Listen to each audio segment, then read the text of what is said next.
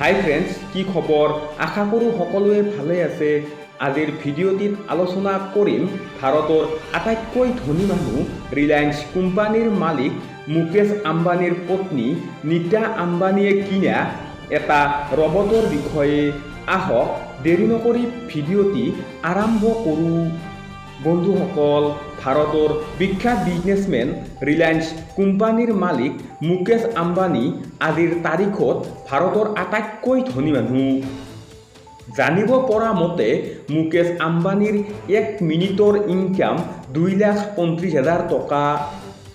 Mukesh Ambani 8 March 1985 চনত নীতা আম্বানীক বিয়া কৰায়। যদি আমি মুকেশ আম্বানীৰ পৰিয়ালৰ খৰচৰ কথা কওঁ, নীতা আম্বানী খৰচ কৰাত সকলোতকৈ আগত। নীতা আম্বানী মহাৰাণীৰ দৰে জীৱন যাপন কৰে। নীতা আম্বানীয়ে এনেকুৱা এটা ৰবট কিনিছে যাক সহজতে কোনেও কিনিব নোৱাৰে। কাৰণ এইটো এটা এলেহুৱা ৰবট নহয়। এই ৰবটে খুব কাম কৰিব পাৰে যি এজন মানুহে কৰিব পাৰে। এইটো ৰবটে মানুহৰ দৰে কথাও ক'ব পাৰে। আৰু এইটো ৰবটৰ দাম কৰোৰ টকাত আহে।